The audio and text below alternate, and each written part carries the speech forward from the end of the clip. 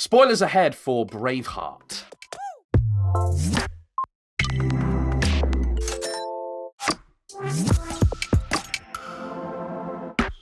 Hi there, everybody, and welcome to another episode of Screenwriters Rewatch, a series where we venture into the IMDb top 250 film list, pull out some of the classics and have a look at them to see whether or not they deserve their place in film history. But before we get going, don't forget to like, share, subscribe, all of that good stuff. If you're into what we're doing, you can check out our back catalogue of work over on Spotify, on Apple Podcasts, on, of course, here on YouTube and wherever you may be. And wherever you get your podcasts, you can find us. You can also pop over to the Script Department website where you can see all of the good stuff that we get up to over there. Our global network of screenwriters are always up to something. It's very interesting.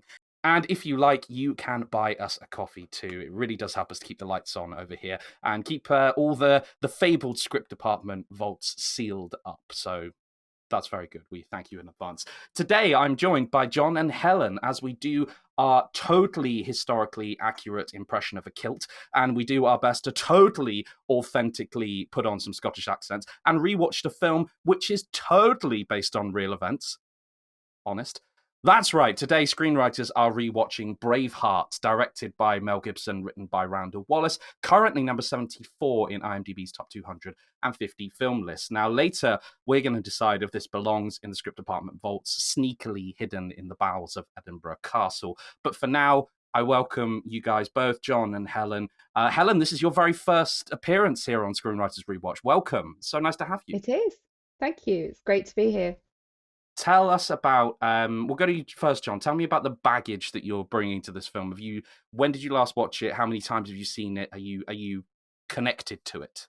I think I watched it about a year ago. I was definitely not going to be rewatching it for this podcast episode. Sure. Because it's just ingrained in my brain. I've seen it so many times. I watched it when it came out, I think on VHS, and I think even then I found it weird. I don't know how old I was, but I think even then I found it weird that that guy from Mad Max is supposed to be playing this really important Scottish figure. Sure. But I'm not going to be that guy who complains about fidelity and authenticity and so on. But I have watched it a lot, and I have to say I enjoy it every time I watch it as just a riveting good story about a guy on a revenge quest to burn down the kingdom. It doesn't get much more satisfying in that regards. And as a movie about a guy who just has had enough, I'm not going to take it anymore kind of thing. If that's what this movie is, then they've done their job well. But it has become a bit of it's harder to watch it every time because I'm just, particularly as more authentic historical epics have come forward over the years, maybe not about this subject, but just in general. Yeah, it's one of those films that hasn't aged well at all, and it's probably the bane of so many school teachers' existence.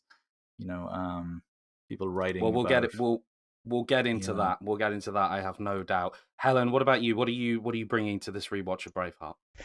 Well, I think the first time I watched it was probably about 20 years ago, and I don't remember thinking very much apart from what a rubbish Scottish accent. And then I watched it recently over the weekend just to kind of brush up because it's been a while, and it's been interesting sort of tapping into it with a different perspective. And I think I stand by how I felt about it 20 years ago as a film about revenge. It wasn't a patch on Robin Hood, Prince of Thieves, I don't think. But some interesting hairstyles I noticed from the Scottish that did make me chuckle throughout. But yeah, you mean the totally authentic hairstyles to go with the totally authentic kilts? You may not be that guy, John, but I will be. I can't remember the first time I watched this film. This has been one of those things that's been with me since I was small, I think, and I've just sort of come back to it occasionally over the years and looked at it again. But this is the first time I've watched it as an adult, I think, and really, really taken a proper look at it through the lens of through a filmmaker's lens. And it is quite interesting, I think, what works and what doesn't. And I'm also fully aware, again, I promise it would be a very boring episode of this podcast if all we did is talk about the authenticity. But it is very much there, and I think you're right, John, that as kind of greater examples of authentic works of cinema have appeared, it does somewhat tarnish this. But we'll get there. Can I, before we get into all that, can I make a comparison to Gladiator? I'm sure I have no doubt in my brain Braveheart inspired Gladiator. 100%. Right? It's what, 4 or 5 years of a difference between them? I have no doubt that Ridley Scott was like, I want to do that. I want to do what Mel Gibson did with this film. Because this is the film that kicked off the historical Swords and Sandals epic kind of trend. And then they've just went on a roll for years after that. I think Troy may have been, or Alexander may have been the kind of the nail in the coffin then for that genre for a while.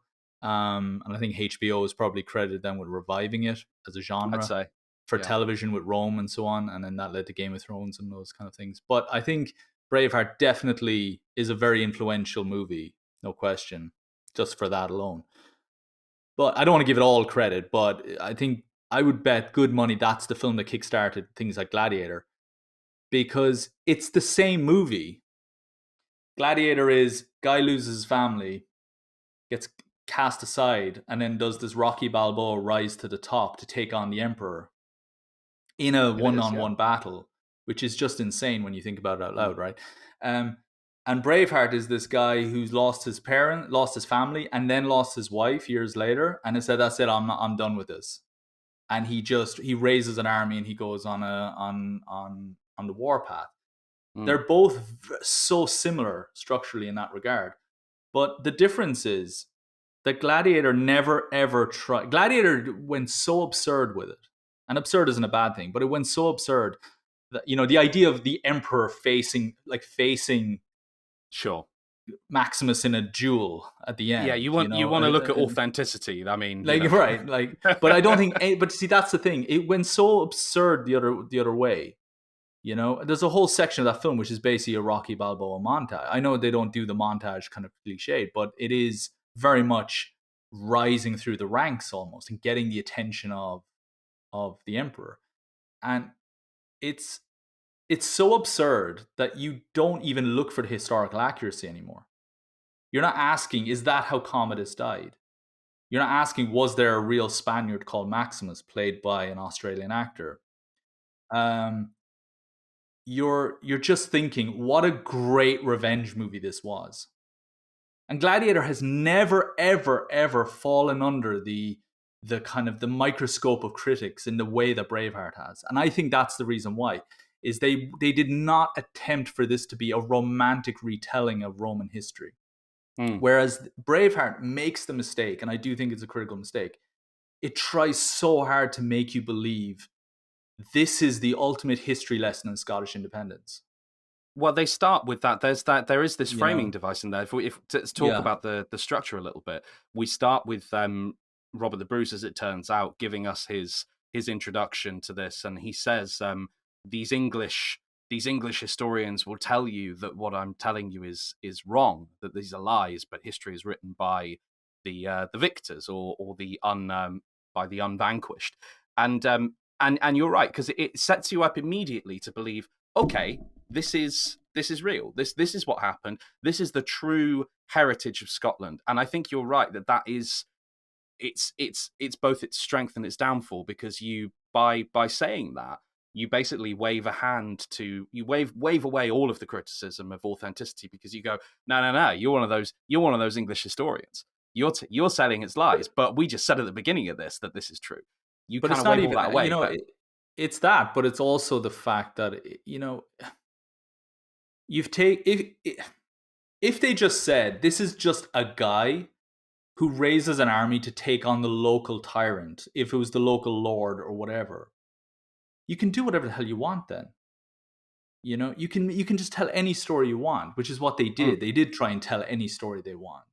But by making it that guy who takes on the king, who, and you're very clearly aligning yourself with, which I know Gladiator did as well, but when you frame it as this is true, when you frame it as when you're making this promise to the audience is just like, okay, then educate me then.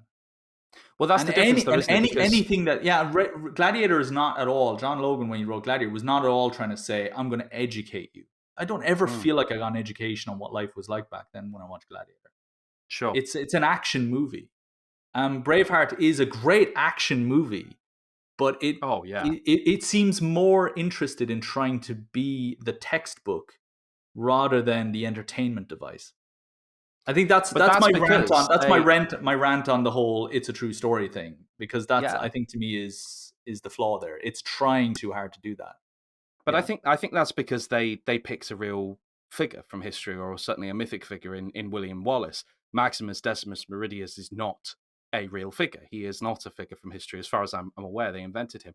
Does it bother you, Helen, as much as it bothers John and I, or are you happy to sit back and let it wash over you? I think it's really hard because unless you're really into that kind of thing, would you know very much about the history? You know, I've passively kind of taken it as maybe a mixture of fact and fiction, leaning probably more heavy on the fiction. I don't know. I have an article in front of me. Do you? How exciting! With the differences. So first of all, he was a member of the gentry, not a farmer. He also, he wasn't captured on a battlefield. He was captured years later by a spy, which is not as interesting. He, the relationship with, is it Princess Isabel? Yeah, got the name right. So she was a child at the time. Good stuff. Good As stuff. they were. So that's got to be rewritten. Yeah, that's and fact, yeah. you know, so there's just a million things. Like there's no story there to write about. That's the thing I'm trying to get at with that. And I have no problem with them saying, you know what, we're just going to rewrite this entire thing and make it a great, entertaining movie. But I wish they'd just change the character then and just make it a more localized story instead of it being let's overthrow the king. Because you're trying way too hard to have your cake and eat it too, then to rewrite enough of it to make it a romantic movie and a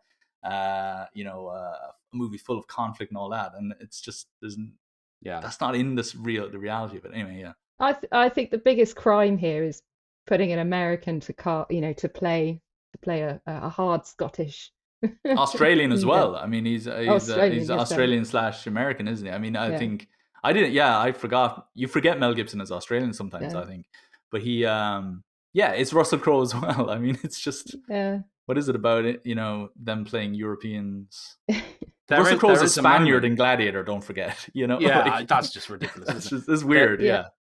There is this great moment though on that point, Helen, where you have Mel Gibson, Brendan Gleeson, and the Irish chap, and I have no idea what his name is, but they're playing the Irish chap, you have these. It kind of fixates around these three individuals as the kind of the central cast of this great Scottish epic, and none of them are Scottish. None of them are even a little bit Scottish. One of them isn't even pretending to be Scottish, and you just think, if I were a Scotsman, David O'Hara. Imagine being David O'Hara. Thank you. I can imagine being a wee bit hacked off that one of our great folk heroes had been kind of done this way. I can imagine that. So let's talk about the kind of themes of this a little bit, because one of the things that jumped out to me this time on this rewatch is that there is a big point made about brain over brawn. This seems to be the thing going throughout this whole thing. They open with I nearly called him Maximus then, John. You've put Gladiator like firmly front and center of my head now. You've got Wallace, who as a boy is being told by his father, no, to be, and I'm not going to do the accent. I think people expect me to attempt the accent badly, but I'm not going to do it. I will not rise to it. You have his father saying to him, to be a true man is to think. You think first and then you use the sword and everything like that. And this is all great. And you see this played out again and again and again through this film. Even though it's a revenge movie, you see this, he's thinking about things. That great midpoint battle, he totally outthinks the English. And he does a great job of outthinking the English. Again, he's using his brain over his brawn. He does this first, does that. So it plays out throughout. until he gets in this situation where he's having this disagreement with Robert the Bruce. And then he's just they're saying, no, we need the nobles. And he's going, no, I want to kill the English. And you go, hang on a minute. What point are we making here? Is the message of this movie that you need to think about things before you do them? Or is it charge in with your sword and go get captured, you bloody idiot? What is the message behind this movie? Helen, what do you think on that? Am I overthinking? Well, I picked up quite a bit about just to kind of cross themes here, the representation of women, the way that they use them. And for me, I got quite a lot from this film about how these women were used to represent, the heart of the country. So, his wife, was the representation of Scotland. She gave him the thistle, and then, before he left, and she was the first thing he sought out. He'd carried that thistle with him throughout, and they came together. They slept together, which was him, really coming home, I guess.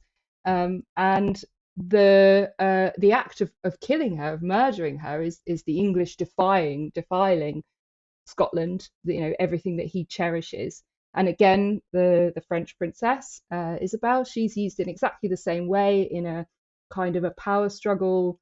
This is how England can rule over France so much that they can take their princess, their beloved princess, and use her, continually defile them by using her to manipulate, or what they think is to manipulate, William. But she's still a representation of that heart, that soul, that freedom, that country. So that is what continually gives him the energy to carry on. So I did see this as about revenge, but I actually saw this more about kind of regaining, that sense of place, that sense of home. This is our country, and the only women that are in it represent that power struggle, and and the men use them in that way as well. Sure. And even I think that's really interesting, because I don't think I really I think I looked at the female characters too literally, actually, in the sense of, like, you are a pawn, so I can create allegiances with France, and you are the reason why I'm now going on this revenge quest. My wife has died, that kind of thing. But actually, I love that idea that I think I did a similar thing there, John, because I was looking at this in a the way the women are used in this film. I struggled a lot with it because of the way I perhaps in a literal sense, because what I was looking at here is this fantastic character who's just been killed off to motivate the protagonist, and then you have this, and everything that happens because of this. And I feel about this in a similar way to the way I feel about Titanic, which is a weird comparison, but but bear with me and I'll get there. I feel as though I understand. Sorry, before you continue now, Marcus, I'm expecting you to make such an amazing comparison right now that my Gladiator comparison goes out the window, and that it is Titanic and Braveheart moving forward forever. Go on, anyway. Yeah, be prepared to be disappointed. I think that for me it's one of these things that with historical films, often we get these romantic relationships that are brought into it, like Gladiator as well. That does happen in that, and like this, and and Titanic in particular, this great disaster that happens, and yet we're looking at Rose and Jack at the heart of it. And I understand it's the device used to grow empathy and to give you personal stakes and things like that. I get all of that. I understand it. But here, however, it bothered me because I feel as that, and that was the whole comparison, by the way, John. So I have let you down royally on that one. I built it up too much. Just the use of relationships. I don't know. I just think, surely if you are telling a story about the freedom of Scotland, then the troubles that are happening, and the fact that he's seen his father killed and his brother killed and all these other people killed, this, that, and the other, his wife then being killed in this way, for me feels like almost like a cheap way of motivating the male protagonist when actually there's loads of stuff's already happened to motivate him. However, Helen, you've changed my mind a little bit on that with your analysis, because it's a little bit more interesting, and there is a lot more depth there than I perhaps perceived initially. Though I do not think that the female characters in this film would pass the Bechdel test, because all they do, especially in those scenes of the princess and her lady in waiting swooning over the very idea of William Wallace. Oh my gosh, come on. Like, Yeah, but it wasn't the idea of William Wallace. It was the idea of what he's passionate about. He's passionate about his country, his freedom, his heritage. That's what she loves, because she doesn't have that in the marriage that she's in. That possibility isn't there. So, I mean, that's to just play devil's advocate. That's the argument I saw. But I liked as well that they never, unless I'm mistaken, they don't sexualize Isabel at all, do they?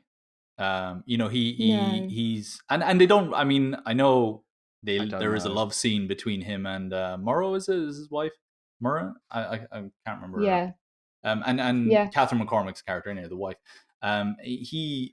There is obviously a love scene between them, but it's done very. I think it's not a what you would call an explicit love scene or anything like that you might get in a HBO show or anything. It's handled in a very I guess tasteful way, so that it does tie into what you said, Helen, about it almost being this is his marriage to the country. This is his if she is representative of Scotland, then that it's a very evocative scene then. But I don't think the Isabel is a great strategist and an equal to. I mean, she earns the respect of Longshanks. Yeah, that is true. Far more, which is great. I really like that. I love that she can say something and he will laugh and say, you are the best. He almost wants to say, you're the best man in this room. He can't, he doesn't, he won't, and he's almost glad she's there to embarrass and show up the men in the room, because she shouldn't be having that kind of a voice at the table in that time. They don't recognize her as having she's just, you sit there and you support your husband, and actually she is so much smarter than everybody, and Longshanks is just tickled by that idea and angered by it, imagine, as well, that why aren't my cabinet like that, so I think there's something really interesting about that. I don't see the strat. You mentioned that was almost like a message in the story, like the strategizing. I would say that's more like their weapon in it. I think the themes of the story, or the message of the story, would go back to ideas of fighting for your home and fighting for what you believe in, and so on. I think those are the kind of messages that Mel Gibson would want you to take away from the film. I think everything that Mel Gibson says everything he wants you to take away from it in that film. Yeah. There's no, there's any of those speeches will be enough there's no subtlety, I don't think, on that regard. No, that is true. On that point though, in Gibson's, so Gibson is directing and starring in this. He's got a lot to do. It's not often that we touch on performance explicitly in these conversations, but I do kind of want to here, because I don't know if Mel Gibson was really the right person for the part here, and I mean that beyond the fact that he is not Scottish. I mean that he appears to be playing somebody. There is this weirdly kind of jittery quality to his performance, and he kind of is sort of especially early on, he appears to be playing a man who is significantly younger than he actually is, and especially given that, and given the age of who will become his wife, and the fact that they are the same age in that sequence as children, and then she is significantly younger than him. I don't know. And I feel as though it does lose something because of that performance. I don't think it's a bad performance by any stretch. I just think it's weird casting. How old would you say he was? I'd put him, I don't know, I'd put him 40-ish. He was 30. He does look late 30s, doesn't he? He was 30. And it would have played better if they were in their mid-20s. That kind of arrogance for that age group as well. And is it even? Yeah, wouldn't his wife have? Would she? I mean, if they are the same age. Well, no, I'm assuming he's playing a 38-year-old. He's not, is he? He's playing somebody Sure. what, maybe Mm. early 30s at 20s best. to- But even then, would they have? Yeah. Wouldn't I would imagine everybody would be married to somebody at Yeah, that she'd point have been anyway. married Exactly. off, wouldn't she? Exactly. Yeah. Yeah. Yeah. It really distracted me. It's one of those things. Normally, I try and for these reviews, I try and normally focus on the story and script and things like that. But it really, really distracted me this time because you've got this guy who is clearly not the age he is supposed to be. And again, I don't think it's a bad performance. He does a pretty serviceable job, and it's kind of weird in places, but. I don't know. I just think it's 90s Hollywood, isn't it? Like star power front and center. Yes, of course, Mr. Gibson. Of course you can play the character and direct it. I'm surprised it didn't turn out that he wrote it as well. Because that I honestly expected to find out that he'd written this film too. Well, I think this is I really do believe that this is a generally well-written movie and a very well-written movie for the 90s. For what you would expect in the 90s, right? I don't think it's I don't think it's masterfully written, but I think it is again, if you strip away the idea that this is trying to be a real historical or a retelling of real historical events, and you just make it a good period action movie like Gladiator is. This is really solid writing for the most part. It's got its hooks in the right place. And then you've got a villain with the name Longshanks. Like that's what made this film. You can imagine in a pitch, this is like, okay, and it's this guy, William Wallace. Okay, I don't know who that is. And then it's Scotland. Do people want to see movies about Scottish history? I don't know. Is that something American audiences will be interested in? You can imagine a studio executive saying these things, right? I mean, if it's a tall order to try and make a movie about Titanic, surely, go back to your comparison, surely the movie about a movie about the Battle of Stirling and so on is going to be a tough sell, right? Sure. And it's Mel Gibson playing the guy from Lethal Weapon, really, okay. But the villain is called Longshanks. Okay, yeah, we're in. Like, you can imagine. I mean, there are Bond movies that don't have characters with a name that great. It's just, and he's the greatest villain in cinema history.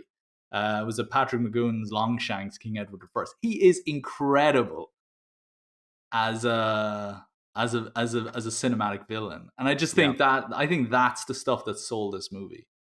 And for every time you cringe at the accent of Mel Gibson, you then cut to Longshanks in his castle, and you just think, brilliant. I want Mel Gibson to cut his head off. Yeah. There's a line I wrote amazing. down actually. When they're in the battle, and speaking of Longshanks and his cartoonish sort of villainous thing, he says, "Arrows cost money, the dead cost nothing. Use up the Irish." And I wrote that down for you, John, because I love that moment. They run in and then they just stop and they join them, and it's so brilliantly done. And I remember but it's those things that are so brilliant about the writing in this film. You think, how are they going to beat these guys? And then they do, and it's so credible the way they do it, and it's, of course, the Irish aren't going to. I don't know how accurate all that was, but of course, in this movie, the other people who are also under the thumb of Longshanks are not going to fight for him. This is a movie where people under the thumb don't fight for the king. So of course they're going to join. They've created rules, and those rules are serviced perfectly throughout the film. It is very well written storytelling.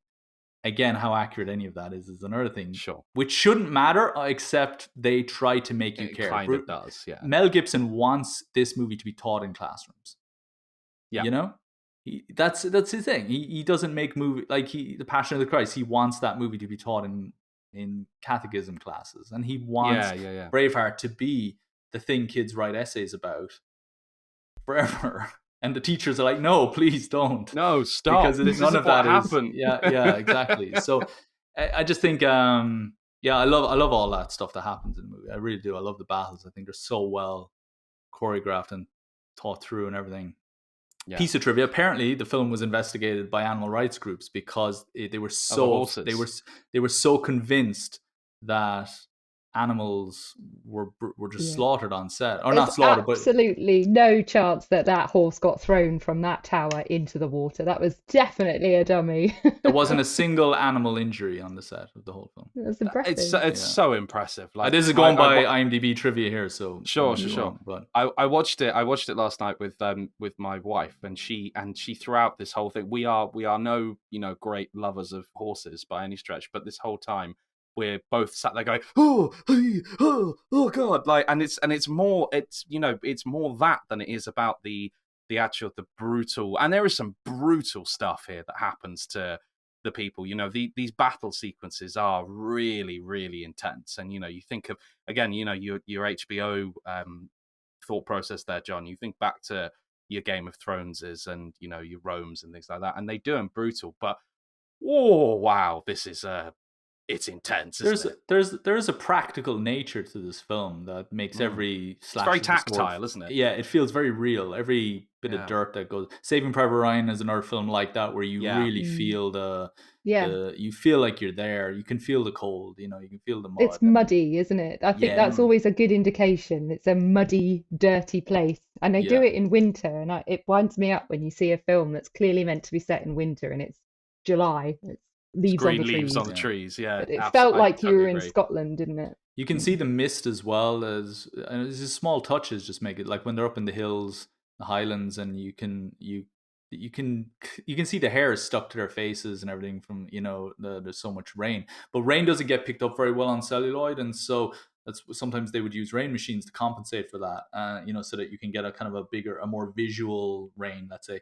But there's something about this where you can tell it's almost raining against their will, that like it wasn't meant to be shot that way, but it just is, and they're just going with it. It just feels very like they're going for something as gritty and as real as possible.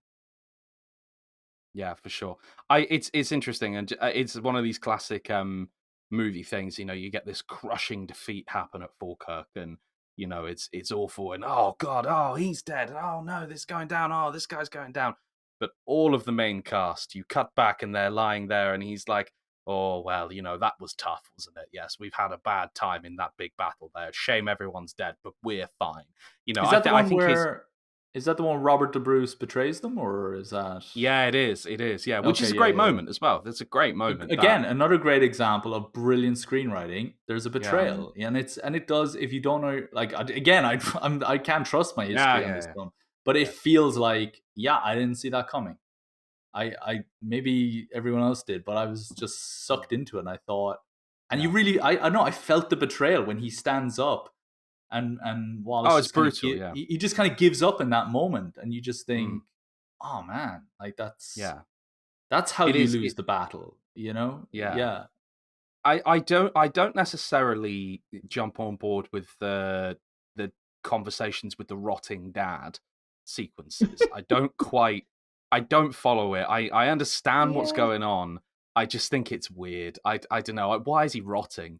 What's that all about? Because he had leprosy, I think. Leprosy or something. Yeah, okay. Leprosy. It was in no, but that is one of the things that I think is historically accurate, is that the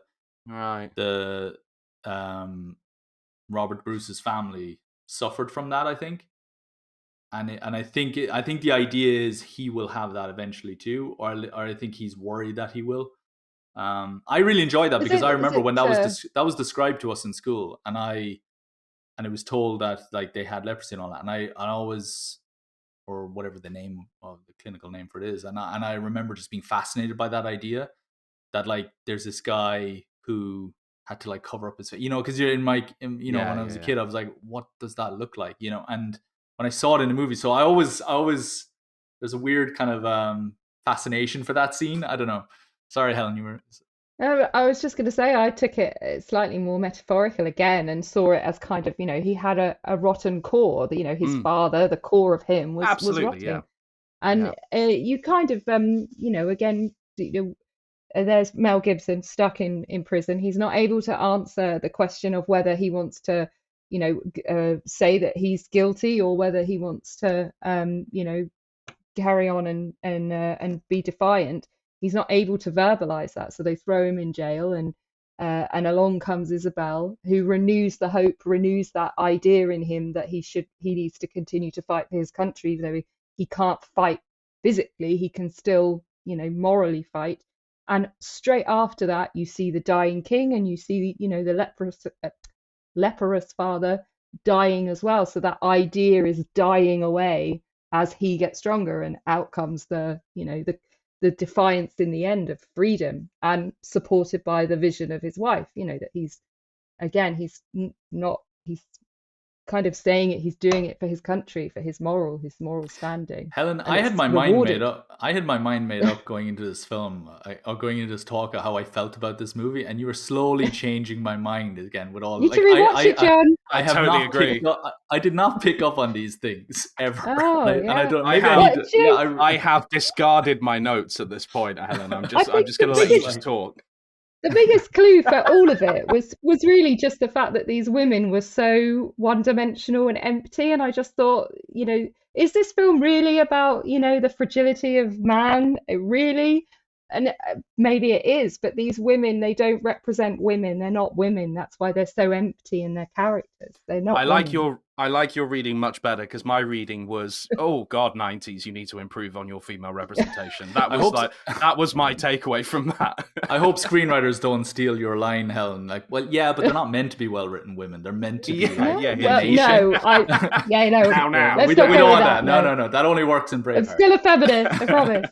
No, I don't know. It's just they were the women. The only women you saw were beautiful and innocent and pure. You didn't see any real women there, so Yeah. they weren't real people. It's a Am really I great right? reading of that. Am I remembering the film incorrectly, or am I? You tell me. Is Isabel carrying Wallace's child at the end of the film? Does Yeah. she whisper to Longshanks like a Scottish child is going Yeah. to inherit the throne? Yeah. Yes, Your yeah, line I think will it's end. implied. Yeah. Is that a step? She because says again, it. She says it outright. Yeah. and obviously that never happened. Sure. She was a kid in reality at that point. Is that a step too far in for the script? Is it Well- is it kind of too much of a win, or do we need that to compensate for the fact that Wallace dies? I don't know. I saw that as a bit of a payoff, because the relationship he has with her, the physical relationship, that is again, he had a physical joining of union with his wife, and that was him connecting with his country. And again, he's done that with Isabel, which he's obviously not connecting with France, but he's connecting with the idea of of that freedom. It's the idea that I think is what she's saying is going to be reborn. That was a payoff to me in that sense. But again, I've looked at it from a very different angle. It's a good angle, though. It's fun. Yeah, Like, yeah, no, but I like that. Yeah. See, I would say for me it actually is a bit too far. I kind of sat there like, really? We don't need to. Did we really need to do that? I think perhaps for me, I feel it kind of undercuts the tragedy. For me, it undercuts the tragedy a little bit, because it's satisfying, and it's great to see this terrible villain on his deathbed being given this comeuppance, and I liked it from that point of view. But there is a bit of a masochist in me when it comes to watching films, and I kind of wanted to be, just left cold by that. But it was never going to happen in a 90s movie. Well, and I see, don't know. I see what you're saying, and that's why I was asking, actually, because I there's a part of me that thinks it's a bit too. Okay, I think if this was our Gladiator approach, where we're not trying to tell a historically true story, we're just trying to tell you a great period adventure story, or a great period revenge drama, or a war movie in the past, I think that can work as an ending, because we're not worried about whether it's real or not. But I think that's so obviously not the case. I mean, history is not. The world doesn't work in wonderful, synchronized ways like that, where the Scottish rebel will die, but not before, but 9 months later, a Scottish child will be born and will eventually inherit the throne someday, or a half Scottish, half French child. The world isn't that fair, I guess. No, if it's that not. makes sense. And so And it feels yeah. very it feels too easy on that front, but only because the film is trying to be historic. It's trying to tell you this is real, and it's such an obvious it's so obviously incorrect or untrue. Whereas again, if it was just trying to go down the fictional route and just tell us a great story, I'd have no problem with it. Hmm. I feel like the biggest yeah. obstacle against this film is its attempt to be historically accurate. You remove that Absolutely voiceover it at the is. beginning and end, and the film is fine. Which I would do anyway, because I think that framing device is weird. It happens at the beginning. It happens about 20 minutes in, and then doesn't happen again until the end. And it is a very strange inclusion. Frequent listeners will know that I don't like voiceovers, but this is particularly weird. This one, it's a strange inclusion, and I do think it hurts. I do think it hurts the film ultimately. Not helped for by the that fact exact that reason. the narrator is the one who betrays Yeah, Wallace. It's hard to get behind that scene at the end where he's had a change of heart now. It's like, well, imagine what you would have accomplished if you hadn't had a change, Yeah, if you exactly. hadn't done anything in the first place. And that's Don't there's a most 13-year gap apparently between that battle and when he died. I know. Sorry, Helen. No, sorry, I didn't mean to interrupt. Don't most epics have that kind of, super at the beginning that explains, that Gladiator did, didn't it? Robin yeah, Hood, yeah. I think, did. Yeah, I suppose, So yeah. maybe of that era. I don't know whether It's a trying very to think of a 90s modern thing. example. It's very Yeah. 90s, isn't it? So Very maybe they decided to go with the voiceover instead of the words. But again, I don't Yeah. criticize the film too much for those things anyway, because again, it's like the first real Oscar success story of that genre in a long time, I think, if memory serves. And I mean, I'm trying to think when the last time we got a movie on that scale that became a pop culture phenomenon on that level. I mean, if you mentioned Titanic again, it's I'm the king of the world. Freedom was it was the meme of the decade, wasn't it? It was. Yeah. I'd argue maybe it still is. When we announced we were going to do this, I went on WhatsApp and looked for a Freedom meme, and I got parodies of it rather than the actual thing. That's how ingrained that movie has become. Yeah. It's so it did a lot of things right at that time, but it did. That framing device is strange, I think. Yeah. So let's get to it then. So the important question, and it is the most important question I think that we address here at the script department. It's the upkeep of our fabled vaults. It's important. So tell me both, Helen, does this belong in the script department vaults hidden under Edinburgh Castle? I think it does for the devices it uses in its writing, yes, but not for the acting so much. Okay. All right. Good answer. John? I'm torn. I'm really torn. I would have said no going into this. And I had my mind really firmly made up. This is a no. And I was even in my opening gambit there at the beginning, I was trying hard not to be too over the top negative, because I thought I'm just going to give it away. But you've convinced me, Helen, that there is actually that there is such a thing as subtlety in this movie, I think. Because before I thought there's none. And I even said it to you, Marcus. You did. There's no subtlety in terms of the themes or ideas until Helen, you actually convinced me otherwise. I think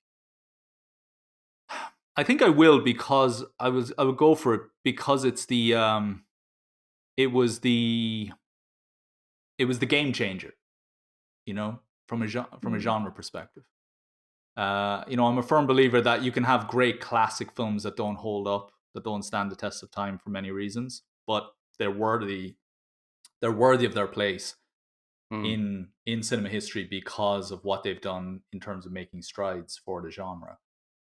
And I do think, accents aside, Mel Gibson did a really good job of directing, and I'm sure he had a big hand in the writing of this film as well.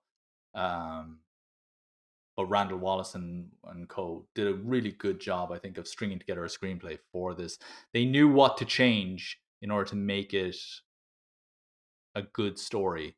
And you know what? To their credit, I'm sick of movies trying to be faithful and giving me a weak story. Mm-hmm. And I would rather any day of the week. A really great over the top epic that has no place in a history class. That's a great movie that I want to watch again and again. And Braveheart is one of those types of films that you can watch again and again, I think. So yeah, I would put it in there. So should we rename this film Braveheart or Never Let the Truth Get in the Way of a Good Story? Perhaps that is what we should do there. I'm going to stick to my guns on this one. I was with you, John. I'm going to say no, and I don't think I've ever disagreed with before on the script department vaults. But I agree, Helen. You have brought me round to thinking differently about this. I was very much with you, John, in the sense that I didn't see the subtlety, and I do now. And I can't necessarily empirically put my finger on exactly the reason why I'm still saying no.